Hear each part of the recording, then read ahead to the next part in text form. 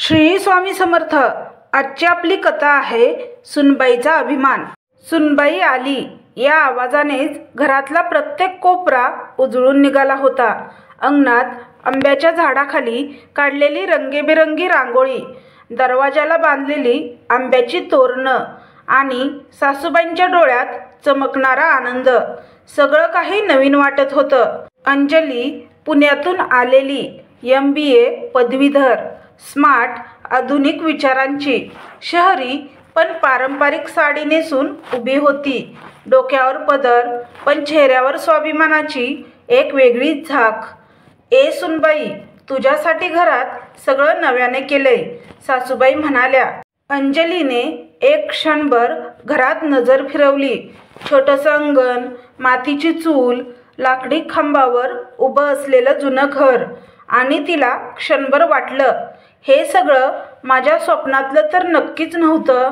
नवरा अभय प्रेमळ, साधा पण खूप समजूतदार। पुण्यात अंजलीशी त्याची ओळख झाली होती। दोघांचं प्रेम आणि मग लग्न। अभयचं मूळ गावचं घर मात्र खूप पारंपरिक होतं। अंजलीला घरात घातलेले परंपरेचे नियम पहिल्याच दिवशी जाणवले। पहाटे 5ला उठून गाभाऱ्यात दिवा लावायचा आणि चहा झाला की सासूबाईंसोबत देवपूजा। सासरच्या वहिनीने अगदी आपुलकीने समजून सांगितलं, पण अंजलीच्या मनात चक्र फिरत होती। हे सगळं अजून चालू आहे का खरंच? मी आयुष्यभर यामध्ये गुरफटून जाणार। दुसऱ्या दिवशी सकाळी अंजली, सुनबाई 5 वाजले, उठतेस का? गाभाऱ्याचा दिवा लावायचा आहे। सासूबाईंच्या आवाजाने अंजलीच्या झोपेचा भंग झाला। तिने डोळे उघडले, पण मनात नाराजी होती। सकाळी 5ला उठून दिवा लावायचा? माझा दिवस तर योगा आणि ग्रीन टीने सुरू होतो। तिने हलकसं उत्तर दिलं, सासूबाई थोडा उशीर झाला, उद्यापासून नक्की वेळेवर। सासूबाईंनी हसून मान हलवली, पण त्यांना अंजलीच्या आवाजातील ताठपणा जाणवला। दिवस पुढे सरू लागले। अंजली प्रत्येक गोष्टीत आपलं मत मांडत असे। तिचं बोलणं नेहमी इंग्रजी शब्दांनी सजलेलं, आणि तिला वाटायचं, ही लोक फार साधी आहेत, मला त्यांना सुधारायला हवं। एका दिवशी दुपारी जेवण करताना, अंजली, तुझ्या माहेरी काय काय शिकवलं ग आईने? तू वरणाला फोडणी टाकली नाहीस? वहिनीने हसत विचारलं। अंजलीचं उत्तर तितकंच टोकदार होतं, माझ्या आईने मला स्वयंपाकापेक्षा व्यवसाय शिकवला आहे। मी कॉर्पोरेट जगात काम करणारं व्यक्तिमत्व आहे। स्वयंपाक हे माझं क्षेत्र नाही। सगळं घर शांत झालं। सासूबाईंनी काहीच बोललं नाही, पण त्या रात्री त्यांनी देवापुढे बसून अगदी हळू आवाजात म्हटलं, हे देवा, ही पोरीची मस्ती जरा कमी कर। घरातलं प्रेम टिकवायला नम्रता लागते। अंजलीचं एक वेगळंच विश्व होतं। ती मोबाईलवर सतत सोशल मीडियावर, शॉपिंग साईटवर किंवा ऑफिसच्या जुन्या मित्रमंडळींशी गप्पा मारत असे। तिला गावातल्या बायकांची कामं, पोशाख, बोलणं अगदीच बोर वाटे। एक दिवस घरातल्या एक वहिनीने तिला विचारलं, आपण सगळ्या वाडीच्या महिलांसोबत महिला दिनाला एक कार्यक्रम करतोय, तू काही भाषण देशील का? अंजलीने थेट उत्तर दिलं, मी प्रोफेशनल सेमिनार घेतलेत, या बायकांना काय कळणार ते? हा टोमणा तिच्या आवाजात स्पष्ट जाणवला। अंजली घराच्या गच्चीवर उभी होती। तिचं मन अस्वस्थ होतं। घरातील माणसं काहीच बोलत नव्हती, पण त्यांच्या नजरा खूप काही सांगून जात होत्या। अभयने एकदा विचारलं, अंजली, तुला इथं राहायला खूप अवघड जाते का? ती म्हणाली, अभय, हे घर म्हणजे मागच्या शतकात अडकलेलं आहे। मला समजून घ्या, मी या सगळ्यांना बदलू इच्छिते। अभयने फक्त एवढंच उत्तर दिलं, कधी कधी बदलण्याआधी समजून घ्यायला शिकावं लागतं। ती रात्र तिच्यासाठी निर्णायक ठरली। तिने स्वतःला आरशात पाहिलं, हळूच विचारलं, खरंच मी इतकी वाईट आहे का? पण लगेच तिचा अहंकार तिच्या कानात कुजबुजला, तू योग्य आहेस, तेच मागासलेले आहेत। सुरेश काका, अभयचे मोठे काका, त्यांना अचानक हार्ट अटॅक आला. रात्रीची वेळ, रस्ते सुनसान, फोनवर डॉक्टर उपलब्ध नव्हते. सगळं घर हादरलं. सासूबाई घाबरलेल्या, वहिनी रडत होत्या. अभय बाहेर धावला. अंजली मात्र फोनवर कॉल करत होती. ॲम्ब्युलन्स कुठं आहे? मी गुगल मॅपवर शोधते. त्यावेळी तिचं शहरी ज्ञान कामी आलं. अंजलीने लगेच शहरातल्या एका जवळच्या खाजगी क्लिनिकचा नंबर शोधून काढला. त्यांनी 30 मिनिटात गाडी पाठवली. सुरेश काका वाचले. त्यांनी तिचे आभार मानले.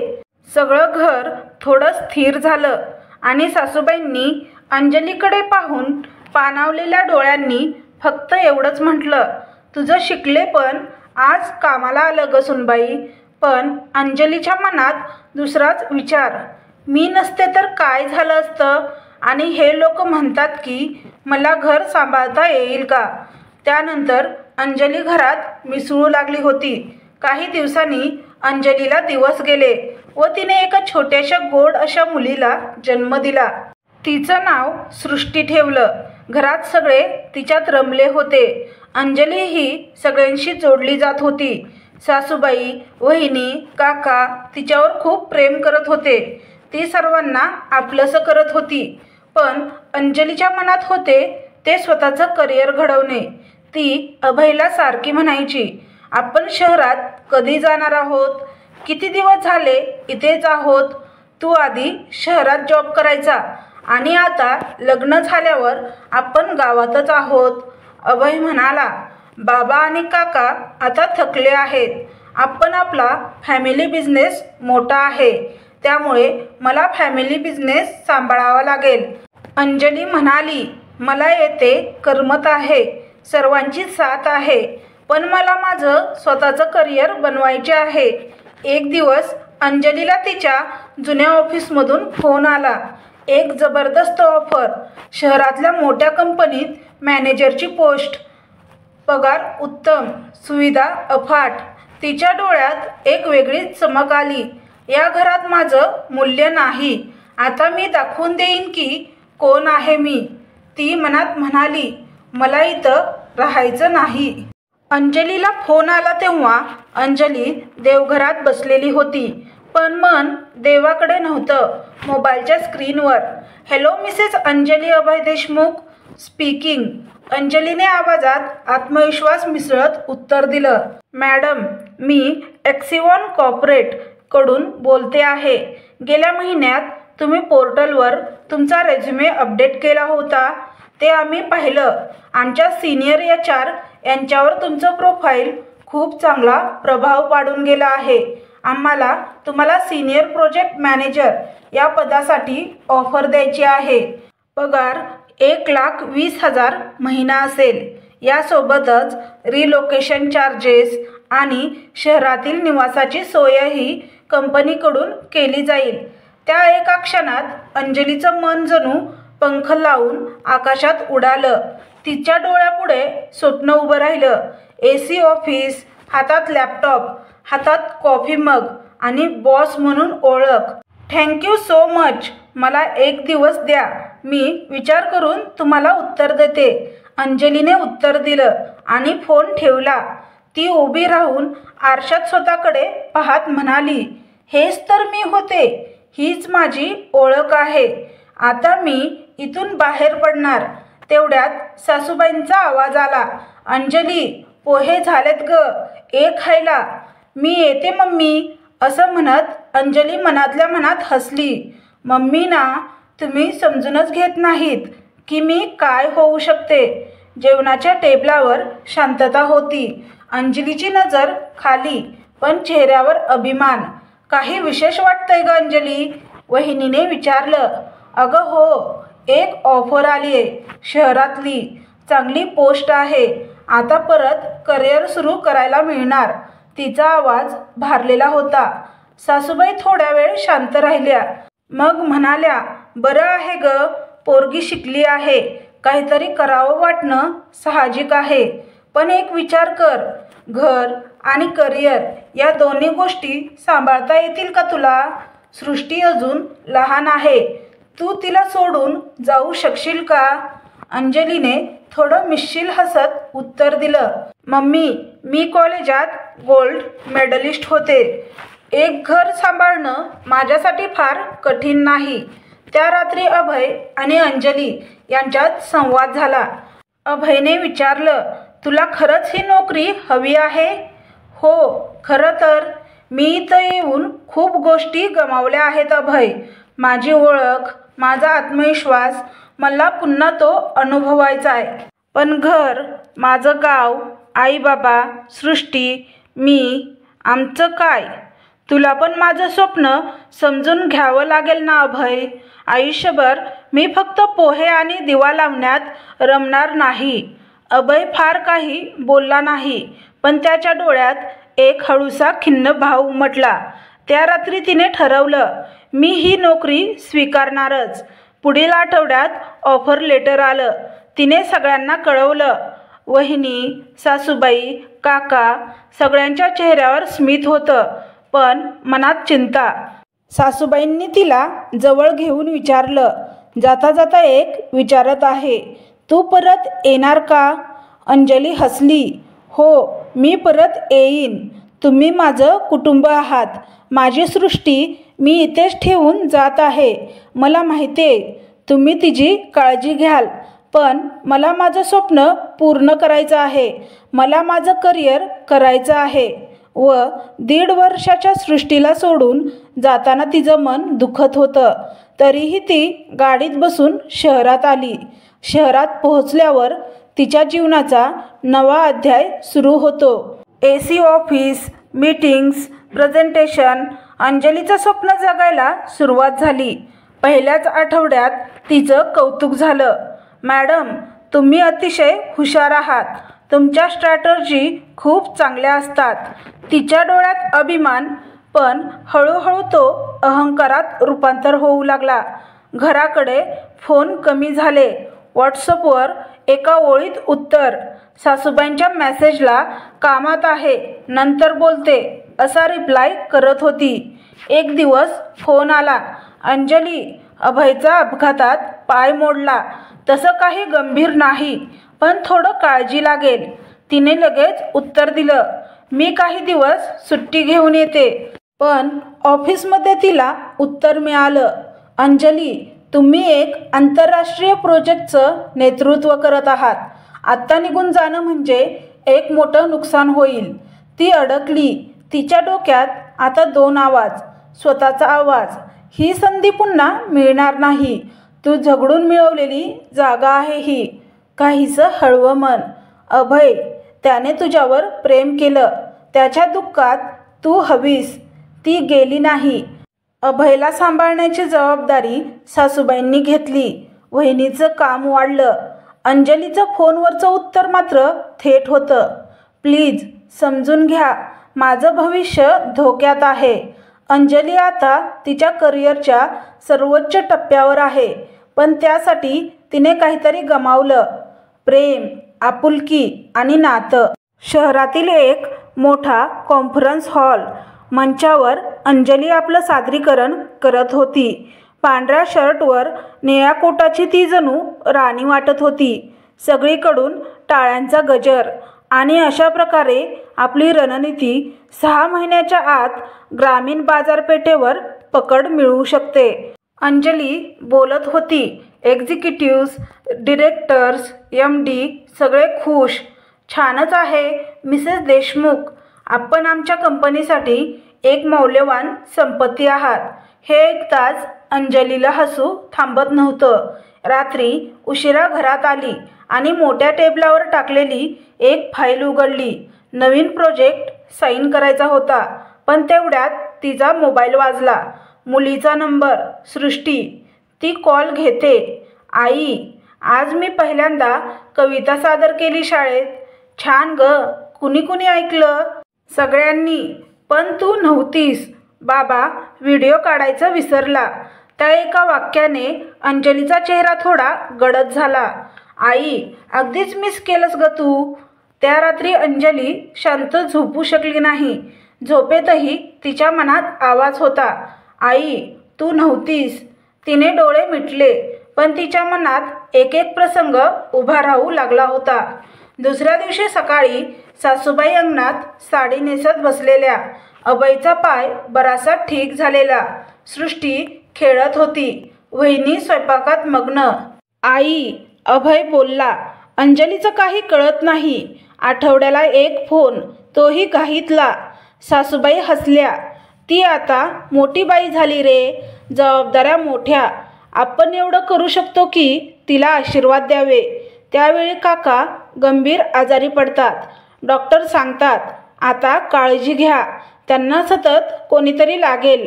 घरात एकच प्रश्न, कुणी बसेन? वहिनीचं लहान मूल. अभय पायातून अजूनही लंगडत. सासूबाई थकलेल्या. त्याच दिवशी अंजलीच्या शहरात एक डिनर पार्टी. MD स्वतः तिचं कौतुक करत होता. अंजली, व्हाईस प्रेसिडेंट पदासाठी तुझं नाव पुढचं आहे. फक्त अजून एक प्रोजेक्ट पूर्ण करायचा आहे आणि मग तू त्या स्थानावर पोहोचशील. अंजलीचा चेहरा उजळलेला. Vice president. तेवढ्यात मोबाईलमध्ये मेसेज येतो. अंजली, काका खूप आजारी आहेत, ICUमध्ये.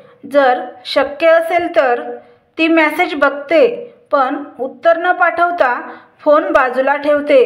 काकांची तब्येत खूप बिघडते व ते हे जग सोडून जातात. अंत्यसंस्काराच्या दिवशी अख्खं गाव एकत्र आलेलं, पण अंजली नाही. वहिनींच्या डोळ्यात पाणी. तिच्यासाठी काका म्हणजे दुसरे बाबा होते. सासूबाई काही बोलल्या नाहीत. त्यांनी फक्त अंजलीला एक फोटो पाठवला, काकांचा फोटो, आणि खाली लिहिलं, काका आता आपल्यात नाहीत. अंजली कामावर. तिचा चेहरा थोडा उतरलेला. मीटिंग चालू होती, पण तिचं मन तिथं नव्हतं. शेवटी तिने सरळ मीटिंग संपवून केबिनमध्ये जाऊन फोटो बघत बसली. डोळ्यातून पाणी येऊ लागलं. मी इतकी का हरवले? मी कोणासाठी हे सगळं करते आहे? त्या रात्री तिला झोप लागली नाही. स्वप्नात काकांचे शब्द ऐकू आले, बाळा, शिक, पुढे जा, पण आम्हाला विसरू नको. अचानक एक फोन आला. अभय म्हणाला, आईचा BP वाढलाय. तू फोन का करत नाहीस? एक कॉल तरी करायचास. अंजली म्हणाली, मला वेळ नाही अभय. अभय रागाने म्हणाला, वेळ नाही? आम्ही तुझ्या वेळेपेक्षा कमी महत्त्वाचे झालोय का? अंजली गप्प. पहिल्यांदा अभयने तीव्र शब्दात तिला बोललं. ती कपाटात जुने पेपर्स शोधत होती आणि एक डायरी सापडली. तिची कॉलेज डायरी. पहिलं पान उघडलं. मी एक दिवस मोठी होणार आहे, पण माझ्या आईवडिलांना, सासरच्या माणसांना घेऊन. मी एकटी यशस्वी नाही होणार. अंजली गप्प झाली. डायरी हलकेच उघडत गेली आणि तिला लक्षात आलं, ती मोठी झाली होती, पण तिचे लोक मागे पडले होते. घरात एक निर्णय घेतला जातो.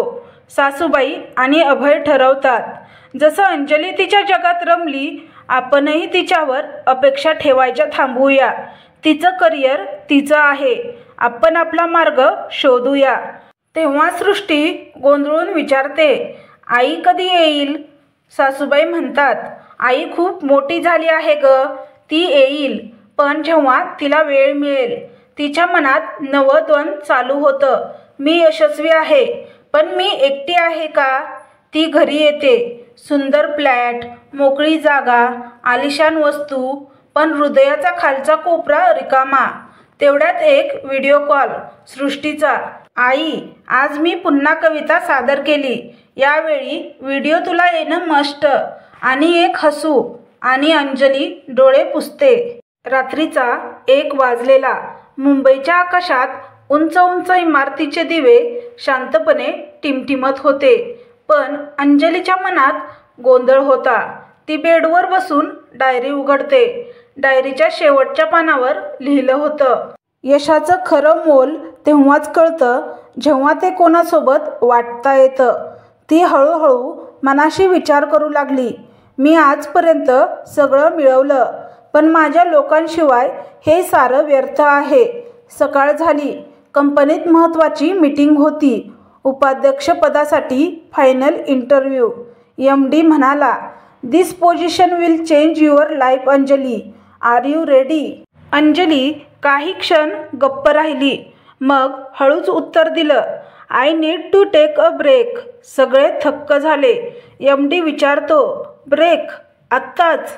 ती शांतपणे उत्तर देते, हो, एक काम बाकी आहे, जे मी फार वर्षापासून मागं टाकलं. ती लगेचच गावाकडे जाण्यासाठी गाडी पकडते. ट्रेनच्या खिडकीतून बघताना तिच्या डोळ्यासमोर जुन्या आठवणी यायला लागतात. सासूबाईंचं गोंजारणं, काकांचं हसणं, सृष्टीचं लहानपण.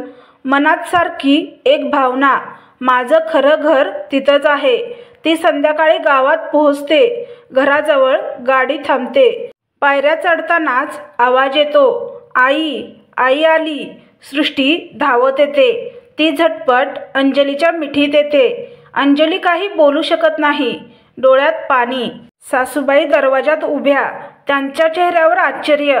मग हळूच म्हणतात, माझी अंजली आली. घरात सगळे आश्चर्यचकित. वहिनी म्हणतात, तू आत्ता आलीस, काही सांगितलं नाहीस?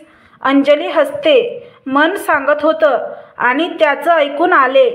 सगळं घर पुन्हा गजबजतं. अंजली त्या रात्री सगळ्यांबरोबर जेवते. साधा वरण भात, पण तिच्या चेहऱ्यावर समाधान होतं. सकाळी अंजली सासूबाईंना म्हणते, आई, मला पुन्हा इथंच राहायचंय, सगळ्यांबरोबर. आपलं काम, घर, मुलं सगळं सांभाळायचंय. सासूबाई गोंधळतात, पण तुझं करिअर पुढंही करता येईल. अंजली सृष्टीला शाळेत सोडते. तिचे डबे भरते. तिच्या कविता ऐकते. आईच्या रूपातली अंजली आता नव्याने उगम पावते. सृष्टी एका दिवशी विचारते, आई, तू आता कायमची इथेच राहणार का?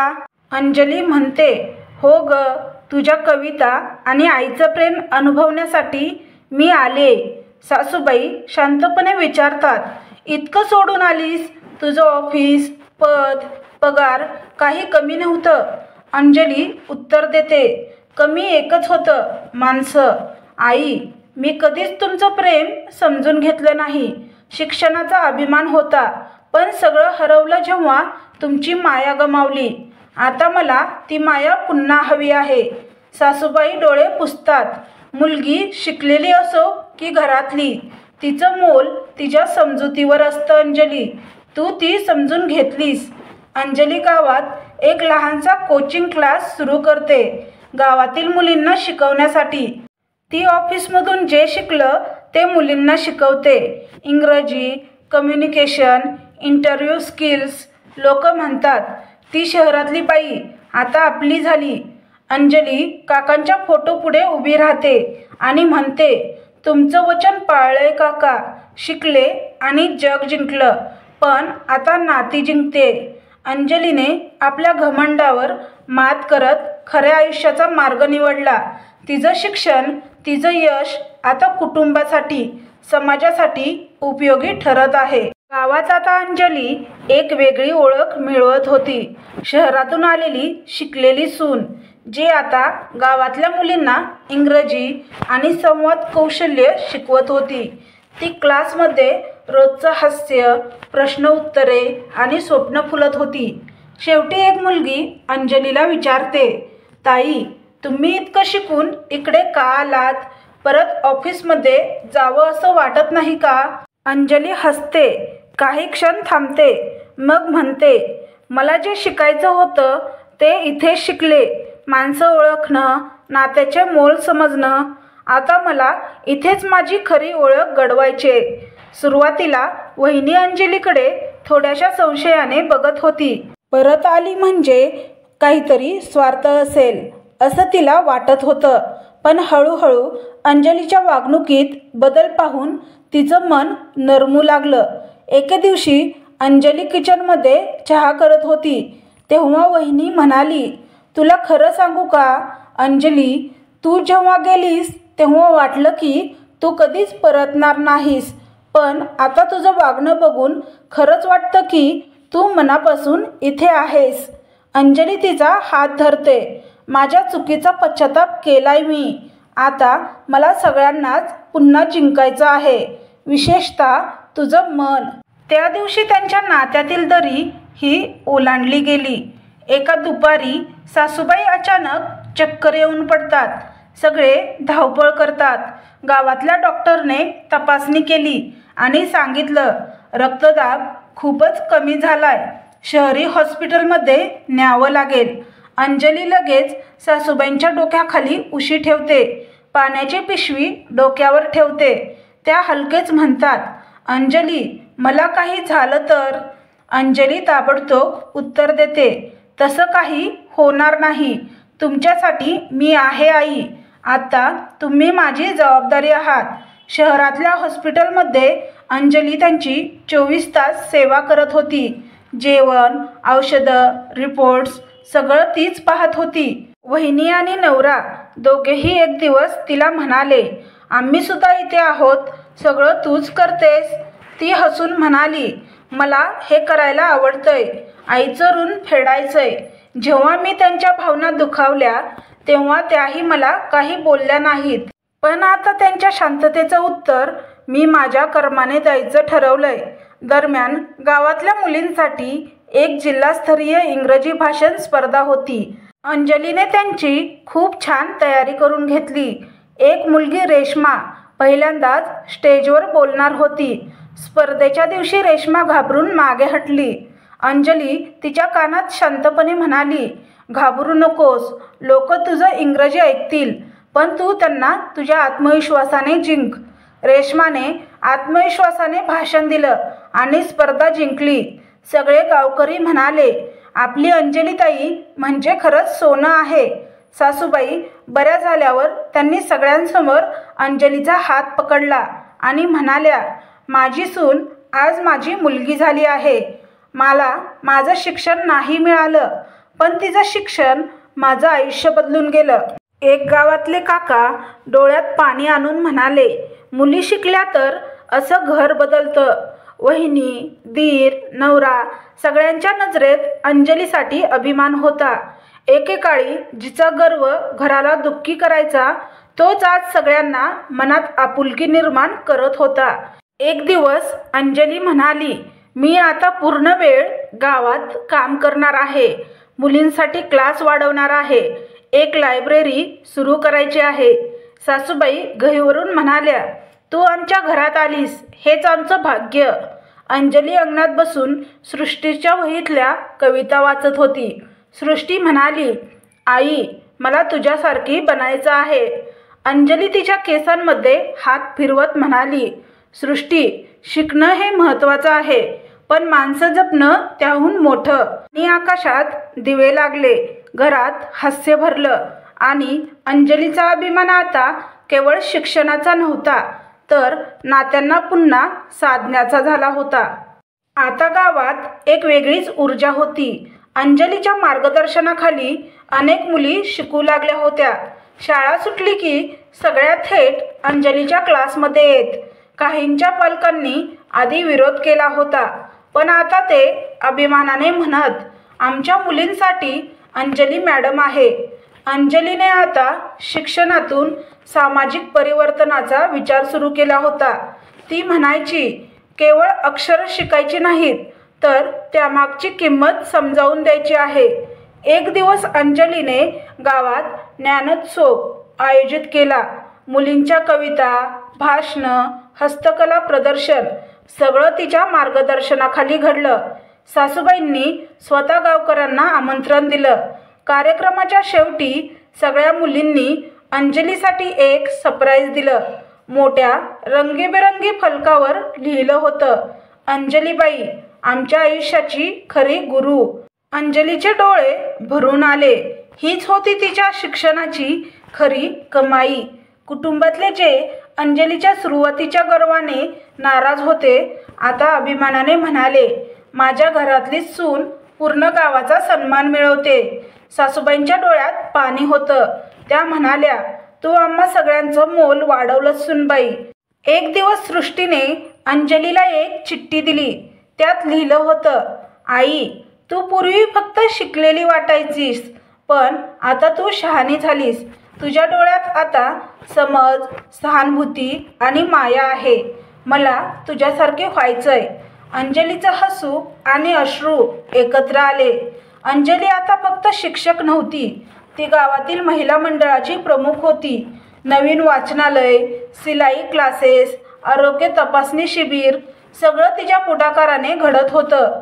एकदा एका मुलीने विचारलं, बाई एवढं सगळं कसं करता? अंजली उत्तर देते, पूर्वी मी स्वतःचं नाव मोठं करायचा विचार केला होता, आता मला माझ्या गावाचं नाव मोठं करायचं आहे. एक संध्याकाळ अंजली, तिचा नवरा, सासूबाई, सासरे, वहिनी, मुलं सगळे अंगणात बसलेले. सृष्टी झुल्यावर झुलते आहे, चहा हातात आहे, हास्य खिदळणं चाललेलं. सासूबाई म्हणतात, ही माझी सून नाही, माझा गर्व आहे.